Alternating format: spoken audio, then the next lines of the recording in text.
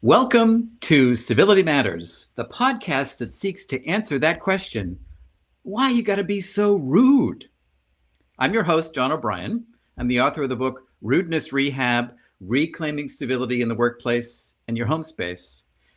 And I'm very excited to be bringing this podcast to you, and this is my second of what will hopefully be many episodes.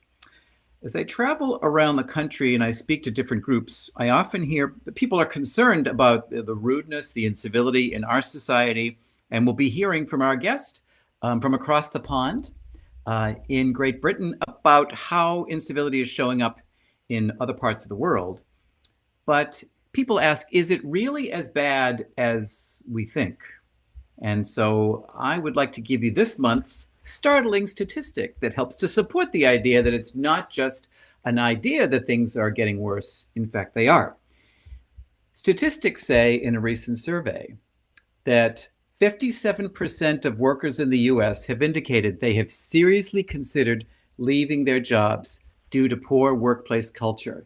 Things like gossip, fear, incivility, and blame are some of the elements, along with unrealistic work expectations and poor communication from their bosses. So people are, in fact, seeing significant problems with rudeness in workplaces, either from peers or from their leaders.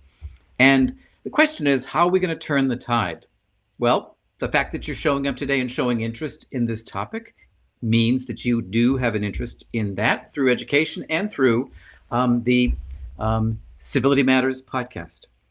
So each month I'm joined by a thought leader with expertise on a topic related to civility. And I'm that's three, very excited to be joined by this month's guest, Dr. Audrey Tang. So let me tell you a little bit about Dr. Tang. She's a leadership trainer, TEDx performer, speaker, a chartered psychologist, and multi-award-winning business author who focuses on practical tools for well-being.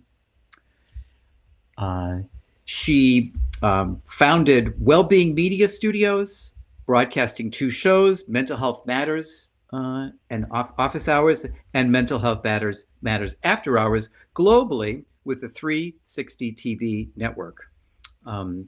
These and her other shows shine the light on issues related to wellness and are a visible opportunity and media support for thought leaders. Along with her coaching and practice in mental health fitness building workshops that she provides virtually and in person, she's a founder and chair of trustees at Click Arts Foundation, which is a charity that gives grants to grassroots art projects that build confidence, inclusivity, and well-being. She creates and hosted the podcast Retrain Your Brain for Success, which was a winner of Positive Change Podcast Awards, and the Wellbeing Lounge on NLive Radio, which is a winner of several awards. She also has provided psychology contributions on-screen and off-screen to Channel 4's Don't Lose Weight and The Chrissy B Show.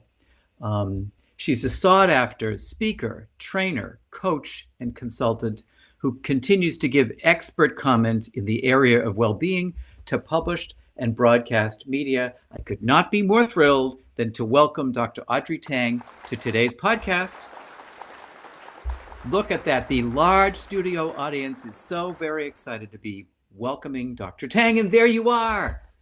Hello, John. Thank you so much for having me. And, I'm excited to listen to me now. What a great introduction. Excellent.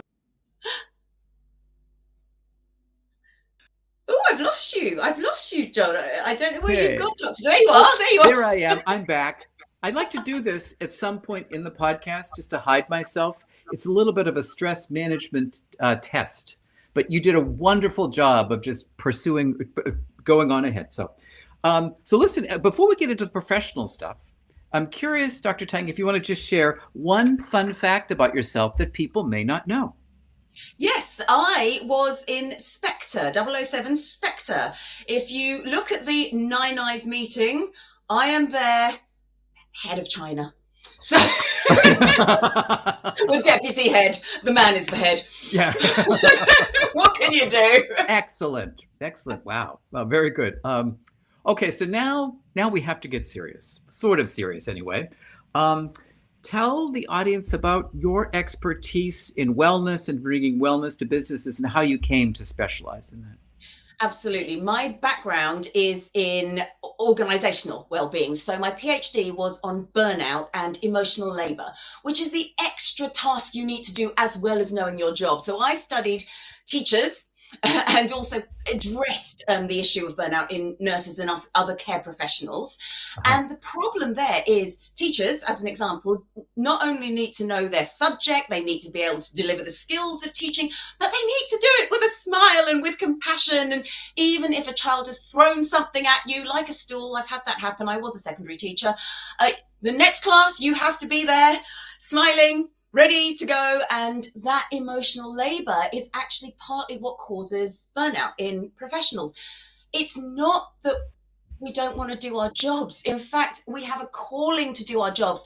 But when management doesn't support that, it can create an environment where that person feels they need to hold the whole system up themselves. And that leads to stress, which leads to burnout and other issues. And so that's where I started. And I stayed teaching whilst writing up my PhD, then went to the NHS, which is our UK healthcare provider, the main one. I became a trainer with them, delivering organizational tools such as conflict management and so on, and then broke off on my own in 2014 and have been a leadership trainer and speaker and performer ever since, having authored 4 books with Pearson on wellbeing in organizations. And most recently, yes, I performed in TEDx talking actually about the importance of movement to our wellbeing. Interesting. Wonderful. And I love what you said there, emotional labor, that's an equally important component of being an employee, is not just the task you need to do, but how you do it, right? Yes. Absolutely. And there's important. An expectation on you as well.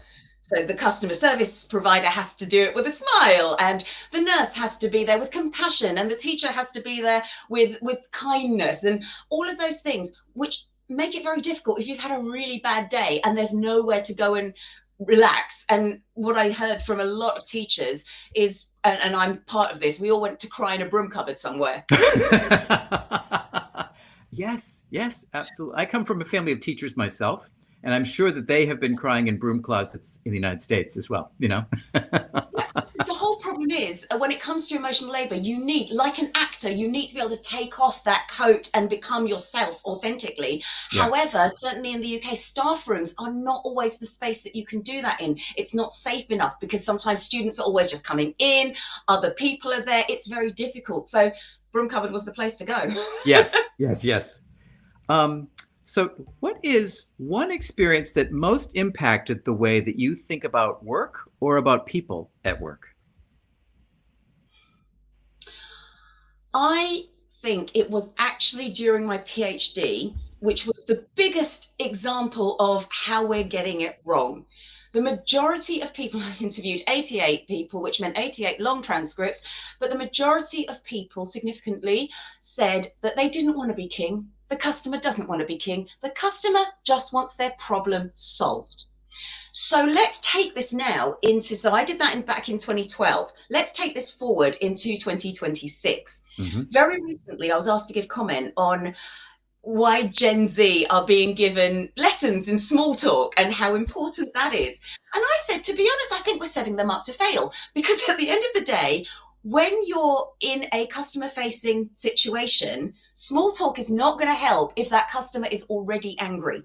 What you need is to give people the tools to fix the problem. And actually then, no matter how angry that person is, they will immediately calm and ground, because what is happening is whatever it is they needed is beginning to take shape.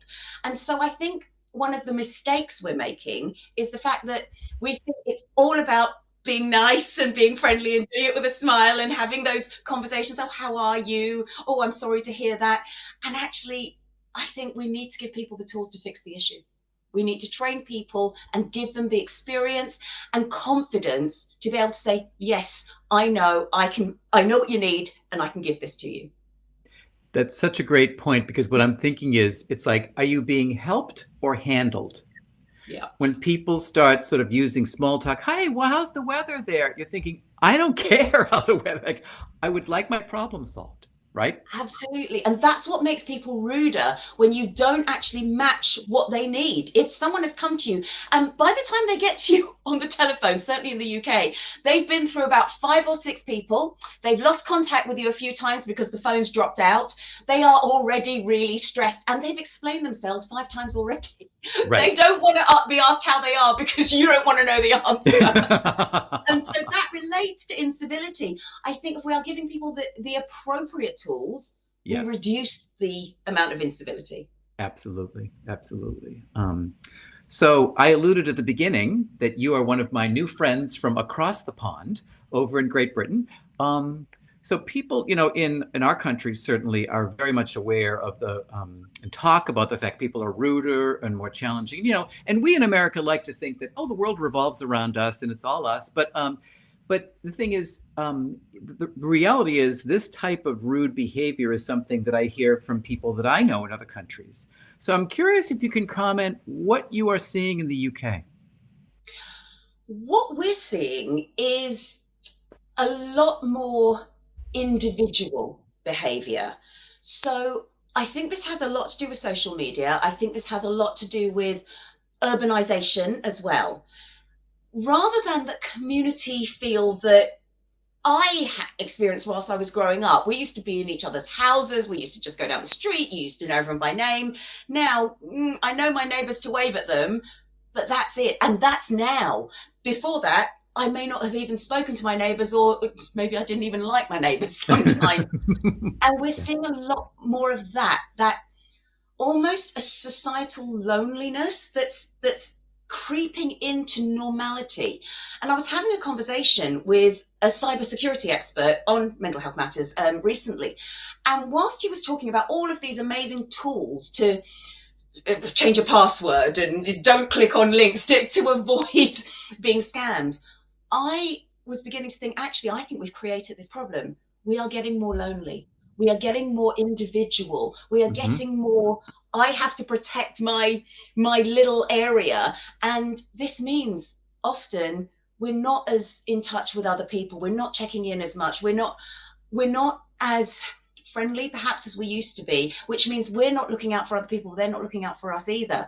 One of the things I always say in training that I deliver is look at the baseline, and that's how you can tell somebody's getting burnt out, because their behavior changes from the baseline.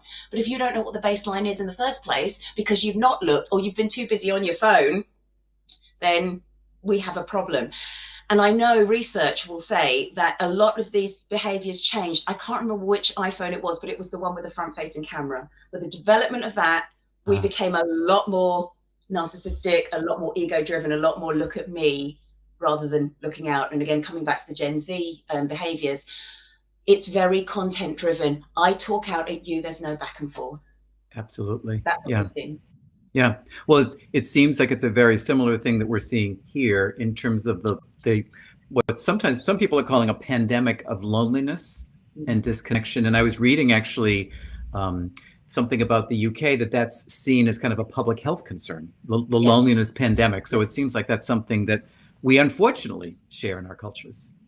Yeah, it's Christmas especially, or all those times where you're supposed, again, emotional labor, supposed to be happy and be with family. And because a lot of families even are getting quite fractured, and maybe people are moving away and they have to move away because of work. It's not necessarily their fault. Or parents have to work 2 jobs, so they don't get the time to spend with their children. It's not necessarily anyone's fault, but the situation has evolved such that people are getting lonely.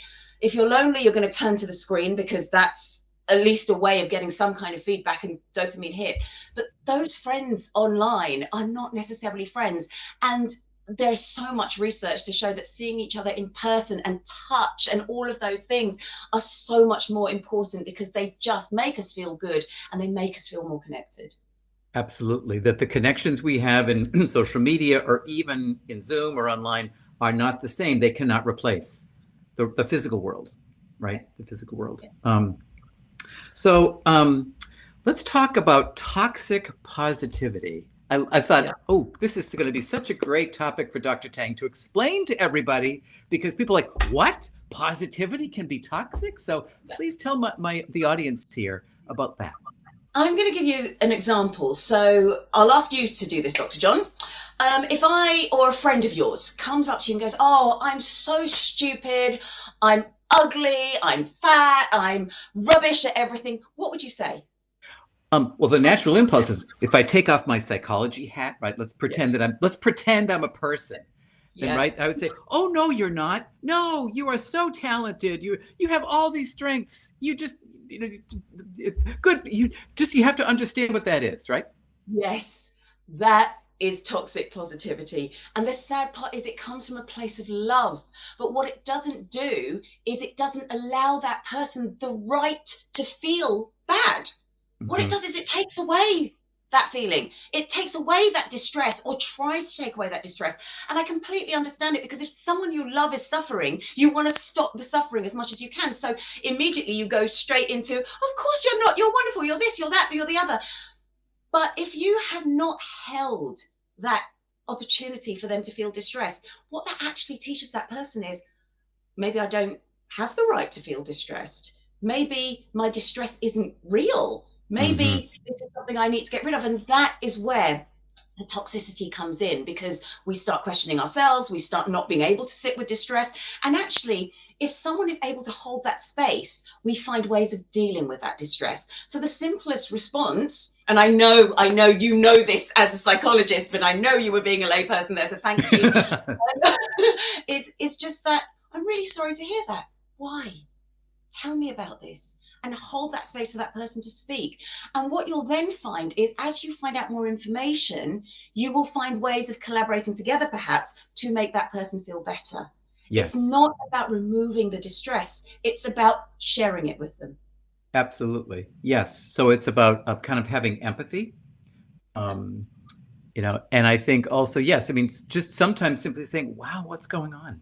Like if someone spills, versus, because those other things that I think I illustrated quite well for those, but just the idea that we want to fix it. We don't want people suffering, but ultimately it ends up backfiring. Absolutely. And it's not just the inner work that goes wrong, because unconsciously that person begins to feel, oh, maybe I have no right to feel this way. And if you then start doing it to yourself, it's a bit like I want to lose weight, so I'm going to eat half my dinner, but there's children starving in different countries. It's very counterproductive. You have a right to feel as you do, and you will be able to find a solution for that if someone maybe can help hold that distress with you for a while. But you have to sit in that to actually realize, in the present, nothing bad is actually going to happen to you, but pushing it away causes you more problems. And so we have to hold that. But the second thing is it might teach that person, oh, I can't talk to you anymore, because you're just going to dismiss everything I've said. You haven't heard me. And given that it's all about connectivity, that I think makes us better people and it improves our well-being. If we lose that chance to make that connection, it's really difficult to build back again. Research has shown the moment trust is broken, changes actually happen in the brain that make us change our reaction and relationship with that person. Yes. Now, I do want to make sure that we are not engaging in false advertising, Dr. Tang, because we also said we're going to talk about teams, right? So let's bring this topic to a team, and about how toxic positivity, or even if you want to comment just more generally on toxicity in teams. Yes. Toxic positivity in teams can be played out quite simply by that person who's always, it doesn't matter, look on the bright side, and they're really irritating. Because it's not great. It's all gone wrong. Let's call a spade a spade. Let's actually deal with the issue at hand, not sweep it under the table. So again, it's about the validating the reality of what's happening. But then you get toxic behaviors in teams, which are completely different. There's systemic toxicity. And one really simple example of this is if you take a health and safety approach to well-being, if I walk into work and I fall down a hole, they fix the hole. They come in and they fix what went wrong. Let's put it in a psychological context. I go in and I'm burnt out. What do? They give me lessons in burnout. That's the same as giving you lessons in how to walk around a hole or how to get out of a hole once you've fallen into one. What teams actually need to do, or leaders need to do, is fix the hole. Exactly. Fix the system that's caused the problem in the first place. It's a bit of both. We have a responsibility. Work is not there to be our therapist, but we have a dual responsibility. I need to look after my well-being, but my organization is not there to make it worse. And so by saying to an individual, oh, you're burnt out, let me give you sessions in how to build your resilience, that's only half the battle. Absolutely. You need to go back and see what is the actual systemic problem here. Now, you sort of alluded to this, but I just want to go back to highlight it, that how toxic positivity can actually be perceived as incivility, can be perceived as being rude. Could you just make that link for people? Yeah, toxic positivity results in people feeling unheard. That in itself often gives rise to more negative behaviors, because incivility is as much not being listened to, not being your voice not being welcomed. And a toxic positivity works in the same way as a dismissal. Instead of saying, I'm not interested in what you have to say rudely, what you said is, oh, that's fine, that's not important, with a smile. And there's insincerity in that, there's a lack of understanding in that, and there's certainly a lack of connection in that. So the act of dismissal, whether it's done with a smile or with a scowl, is still incivility in its manifestation. Yes. So making people feel invisible or dismissed or discounted. Yes. So important. So if someone is watching this and is stuck in a toxic team, what one piece of advice would you have for them? This is really difficult because it depends on what the toxicity is. Yeah. One piece of advice would be perhaps to practice assertive phrases such as, I don't remember it that way. If somebody is trying to say that, oh, this happened, blah, blah, blah. Oh, hang on, I don't remember it that way. And a very simple version of that is, sorry, could you repeat that, please? And it's a very nice one. And I've had to deal with that because I have had to deal with racism, but it's not even calling someone out. It's just saying, I'm sorry, I thought I misheard you. Could you repeat that? And then it makes people stop and think about what they've just said. So that would be one thing you can do. But if you are being gaslit or bullied on a systemic manipulative basis, and you will know if that is the case, keep a diary of events, make sure you have that to hand so that if you do need to escalate it, then you've got the evidence in order to be able to take that further. And when it comes to escalation, be aware of your routes to escalation, because if it's your line manager, you can't escalate it to them. So there might be an HR person and so on. And I use the example that I used to teach in the NHS.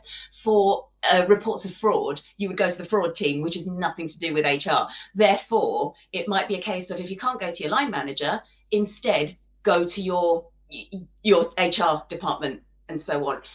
And the other thing to remember, if you are in that stage of making that sort of complaint or escalating an issue, is you are, in the UK, you're allowed to have someone in that meeting with you. So don't feel you have to do that alone.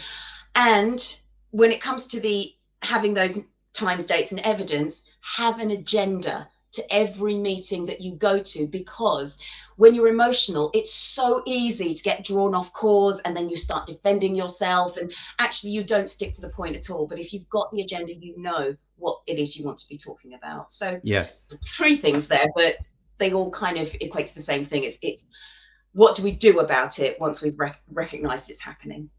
Such great advice. And I think I just want to highlight one of the things that you said. It's all such great advice, but I think making sure you keep a diary or document what had happened, even if it's sending emails to your personal email, or because it's so easy, especially when multiple things are happening, to forget this happened on what day. And if you have all the evidence there in one place, it's so much easier. Yes. Um, Absolutely. so anything that I have not asked you that you think is important for the audience to know about toxicity in teams or incivility in general? I think the key thing is to remember people don't actually want to be rude. I think fundamentally, we would love it if things were lovely and happy and genuinely positive. It takes a lot more energy to be negative than it does to just simply be at peace. You know, not necessarily happy all the time, but just be okay. And that's another point, is actually okay is okay. Yes. We don't have to go around being thriving and joyful the whole time. That's exhausting too. But even, and I'm not excusing bad behavior, but even the most disgruntled person would probably love a bit of relief to just be okay. And the example I would give here is when we're in an unhappy relationship, for example, everybody doesn't want to do the breakup because that's really painful. But actually, if you're still in that toxic space, you're 2 steps away from happiness, because actually the next step up is the neutral position. Mm-hmm. You've done the breakup, yes, it's neutral, but that means you're 1 step away from happiness. Yes. And that's a lot better. And with that middle step, curiosity is often your friend. I think it's really awful, again, toxic positivity, when people go, oh, look at the silver lining, or it wasn't that bad, or think of one good thing, because you really can't sometimes. Exactly. If you actually, in one of those low moods, just get curious and ask yourself, well, why do I feel that way? We don't even need to ask about the other person. We don't need to excuse their behavior and ask, well, why did that person do it? Why do I feel like this? Why am I so bothered by what just happened? Because what that does is it opens and unlocks a whole new dimension to your own reflection and thought process, which might give you a bit more data and feedback about yourself. But the second thing it does, just simply being curious, raises you from here to here. Yes. Which means it's a lot easier to move from that point onwards. So curiosity is a great thing, but just don't forget, actually, here is not that nice. Just climb up to okay. And that's okay. Yes, okay is okay. I like that saying. I see that one of our listeners, Norma, has been sort of just applauding the comment that people want, the problem solved. They don't just simply want to be told, oh, hey, how's the weather? Or how are you doing? After being on hold for an hour. So hopefully there are some customer service people that are watching this. So, well, listen, we are almost at our time here for today, Dr. Tang. And I hope you might consider coming back, because this has been such a wonderful conversation. Well, thank you for having me, and it would be an absolute pleasure. But please tell the viewers here how they could connect with you, or where they can find out more information about you. Yes, you can find everything you need to know on my website, which is www.draudreyt.com, and you can get in touch with me from there as well. And you can find out, I put videos on there too. So have a look there, and you can get my books and so on. And a lot of what I do is about practical tools. So that's the best place. Wonderful. Wonderful. Well, listen, thank you again for your time and your wonderful energy. It's been a pleasure to have you. And I look forward to having you back. Thank you so much. It's been really fun and a great conversation. Yes, indeed. So, and I want to thank the audience too for taking the time out to join me here on Civility Matters. And I want to kind of wish you all well. And in closing, I invite you to recall the old question: how many psychologists does it take to change a light bulb? Just one. But the light bulb has to want to change. You know that one, Dr. Tang, right? So, I know that one. So when it comes to the tidal wave of rudeness and incivility in our society, remember, you have a choice of what kind of light bulb you want to be. Until next time, I'm John O'Brien, and remember, Civility Matters.